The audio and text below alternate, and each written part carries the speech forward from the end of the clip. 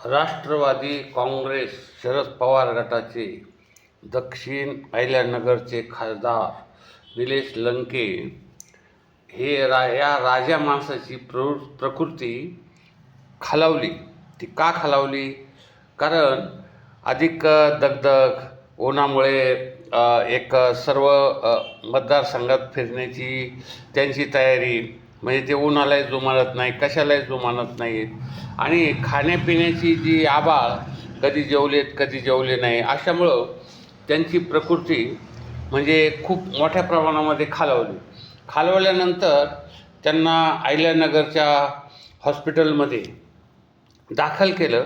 परंतु त्याबरोबर त्यांचे जे लाखो समर्थक आहेत, म्हणजे केवळ अहिल्यानगर दक्षिणमध्येच नाही तर उत्तरमध्ये तर खूप त्यांचे समर्थक आहेत, आणि संपूर्ण महाराष्ट्रामध्ये आणि पक्षातील संपूर्ण जे कार्यकर्ते आहेत शरद पवार गटाचे आणि इतर सर्व पक्षांचे, म्हणजे भाजप असो किंवा तुमचं शिवसेना असो, म्हणजे सर्व म्हणजे पक्षामध्ये सर्व नेत्यामध्ये आणि सर्व लोकांमध्ये लोकप्रिय असलेले खासदार, आणि ह्या खासदारांचा त्यांना हॉस्पिटलमध्ये हलवल्यानंतर त्यांच्या समर्थकामध्ये आणि त्यांच्या चाहत्यामध्ये, त्यांच्या मित्रमंडळामध्ये सर्वत्र एक चिंतेचं वातावरण निर्माण झालं.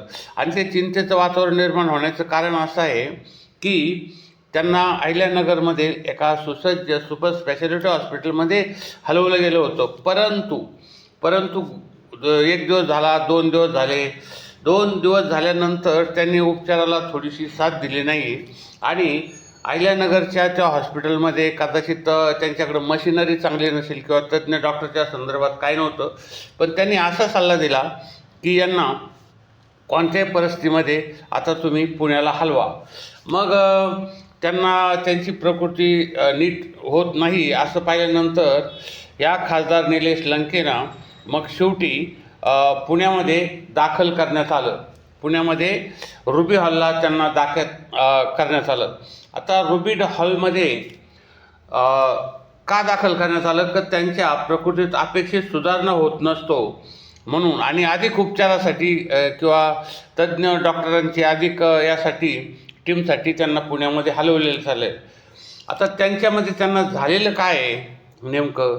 तर त्यांना एक थोडासा ताप येतो आहे, म्हणजे आपला जनरली उन्हामुळं होऊ शकतो तो ताप, आणि निर्जलीकरण म्हणजे त्याला डिहायड्रेशन म्हणतात, म्हणजे शरीरामधील पाण्याचं प्रमाण जे असतं ते कमी झालं असलं तर त्याला डिहायड्रेशन असं म्हणतात. आणि असं झाल्यामुळं म्हणजे त्यांचा ताप उतरत नव्हता आणि त्यांच्यामध्ये शरीरामध्ये पाण्याचं प्रमाण थोडंसं कमी झालं होतं, त्यालाच असं म्हणायचं. आणि मग त्यांना रुबी हॉलमध्ये ICU 3मध्ये तज्ज्ञ डॉक्टरांच्या देखरेखीखाली उपचार सुरू आहे. आणि त्यांच्यानंतर त्या डॉक्टरांशी बोलल्यानंतर डॉक्टरांनी असं सांगितलं की त्यांची प्रकृती ही अतिशय ठीक आहे, काळजीचं काही कारण नाही, म्हणजे एक व्यवस्थित हेही सांगितलं.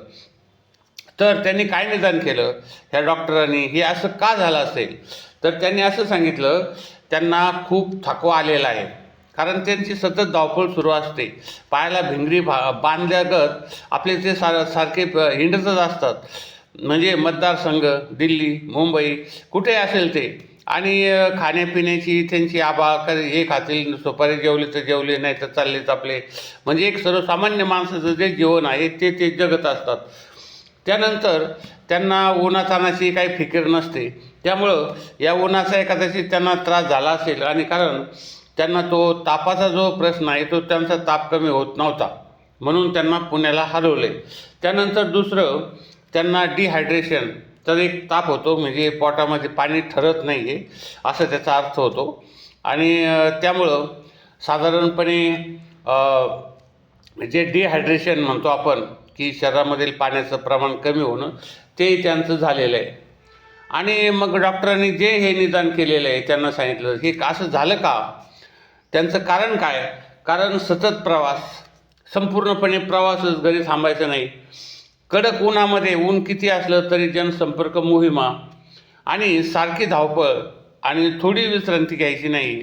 मग रात्रीचे 12 वाजो नाहीतर 1 वाजो आणि सकाळचे 6 वाजोत ते सुरुवात त्यांच्या कामाला, म्हणजे असं काही निश्चित असं नाही इतर खासदारांसारखं आरामशीर 11 वाजेपर्यंत झोपले. साहेब आहेत का, साहेब आता भेटायला तयार नाहीत, 11 वाजता तयार होऊन येतील घरातून, मग तुम्ही त्यांना भेटा, असं काही नसतं.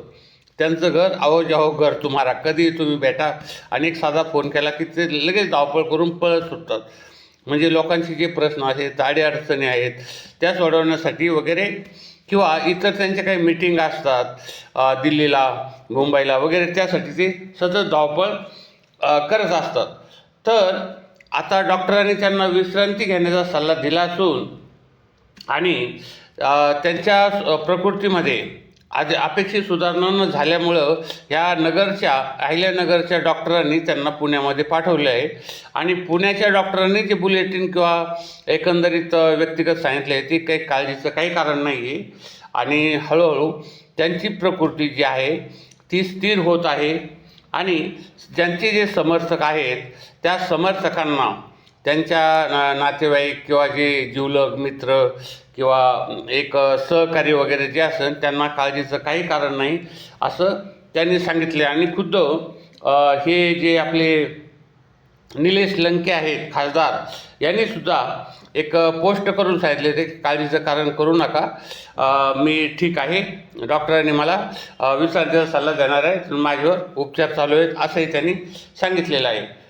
तर हा जे खासदार आहेत आपले, तर हे तब्येतीची त्यांची काळजी घेतली नव्हती, हे असं उन्हाच्या तडाख्यामध्ये होणारच होतं.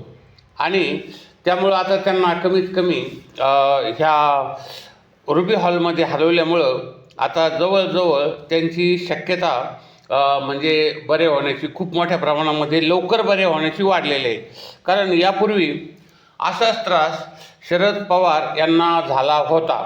म्हणजे या शरद पवार पक्षाचे जे अध्यक्ष आहेत बारामतीचे शरद पवार, तर त्यांना हा त्रास झाला होता. त्यांनाही रुबी हॉस्पिटलमध्ये 2-3 दिवस ठेवण्यात आलं होतं, म्हणजे हाच त्रास. आणि त्यानंतर 3 दिवसानंतर ते खडखडीत बरे होऊन पुन्हा आपापल्या कामाला लागले होते. आणि सर्व आपले जे निलेश लंके यांचे समर्थक आहेत, महाराष्ट्रातले भारतातले जे समर्थक आहेत, कारण समर्थक असं की हा सर्वसामान्य एक युवक खासदारपदी आपापल्या स्वकर्तृत्वाने पोहोचलेला आहे.